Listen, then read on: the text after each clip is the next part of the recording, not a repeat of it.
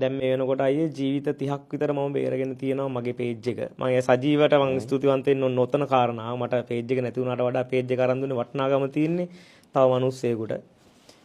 මැරෙන්න ඉඳපු පුංචි දරුවෝ මම හිතනවා කෝටි ගණන් එකතු කරලා දුන්නේ. එක රුපියලක්වත් මම S2කින් නොදැක අවසාන වශයෙන් මම උණුවටුනේ පැත්තේ චූටි දරුවෙක් මං අයියට යද්දි ෆොටෝස් ටික තියන්න. කියන්නේ පෙන්නන්නම් අයියට. ඒ දරුවා අද ජීවත් වෙනවා. කෝටි එකමාරක් සැත්කමට ඕනේ. ඉන්දියා අරන් යන්න ඕනේ.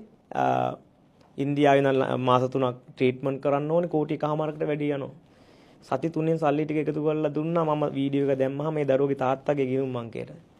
ඒ දරුවා අරගෙන ගියා. මටත් දරුවෙක් ඉන්නවා. අයියේ මම කලාකරුවෙක් විදිහට මුදල් උපයනවා වේදිකාව උඩ.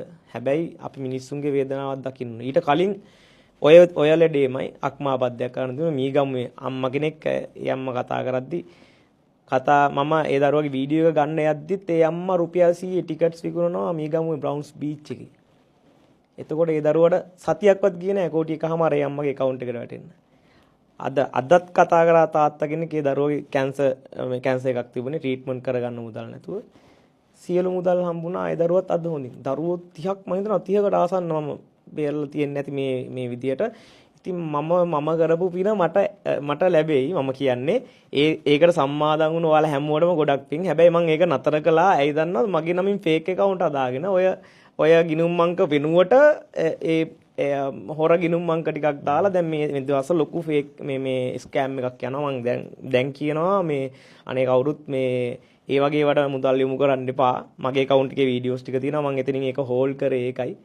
ඉතින් මට හරි සතුටුයි. මම දවසක අර දුඩුගැමුණු රජුගේ පින් පොතක් තියන් හිටියලුනේ.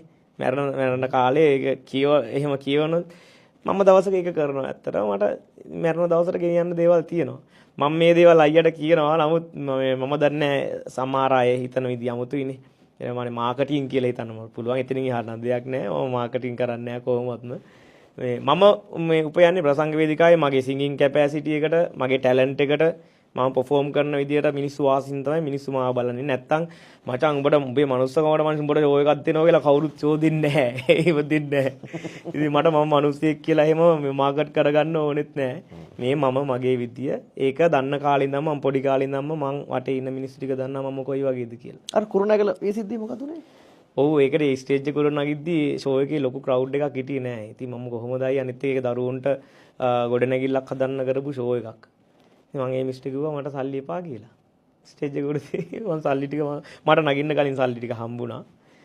ඒක දැක්කට පස්සේ ඉතින් මම ආපස්සට දුන්නා. ඒ කියන්නේ හිතුනහම කරනවා. ඒක. එහෙම කරලා ඇවිල්ලා රැට නිදාගනිද්දී ඇඳට යනකොට කොයි මොනවද හැඟීමක්ද දැනෙන්නේ? සතුටුයි හොඳට නිින්ද යනවා. මම කාටවත් වැරදි නොකරපු කෙනෙක් නිසා මට හොඳට නිින්ද යනවා. මෙවැනි වීඩියෝ තවත් නරඹන්න මෙම YouTube channel එක subscribe කරලා bell icon එක click කරන්න අමතක කරන්න.